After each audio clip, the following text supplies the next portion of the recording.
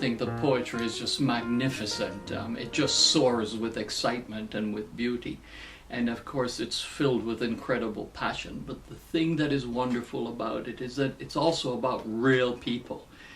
It's really about real life, real love, real relationships. It's about why it works when it works and why it doesn't work when it's not working. So it's not about happily ever after?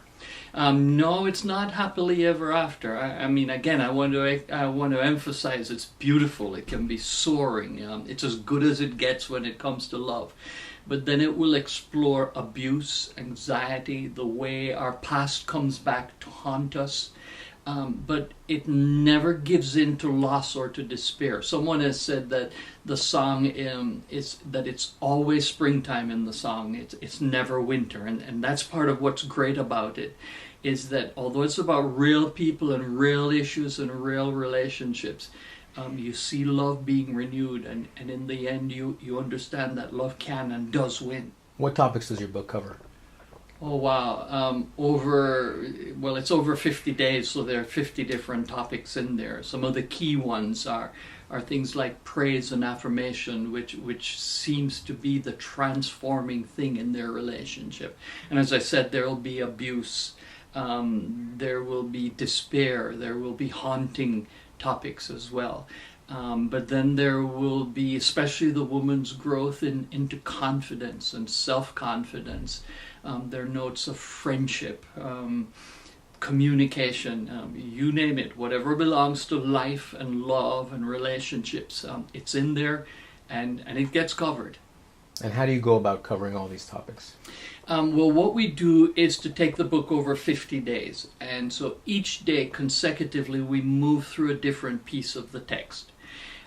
First of all, we just enjoy the poetry and the beauty of the text. Then we explore the images and what they're saying to us so that we get what the real theme is about and what's being communicated to us by the way of poetry.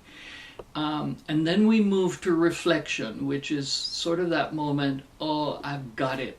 That's how God's love is.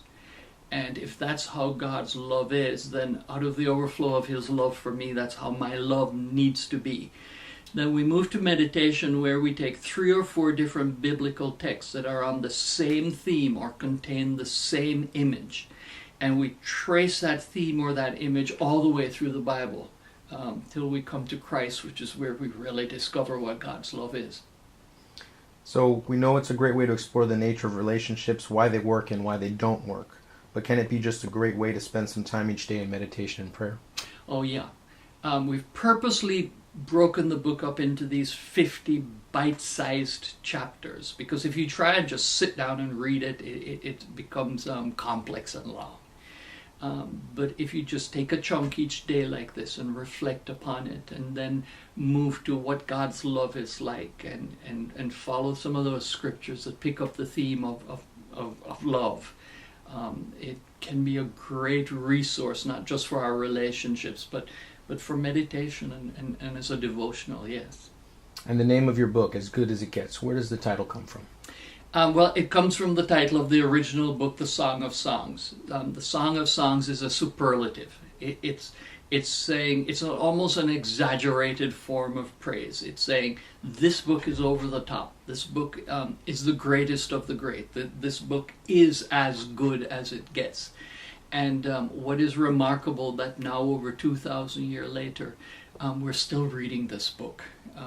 We're still understanding that when it comes to life, when it comes to love, when it comes to relationships, this book really is as good as it gets.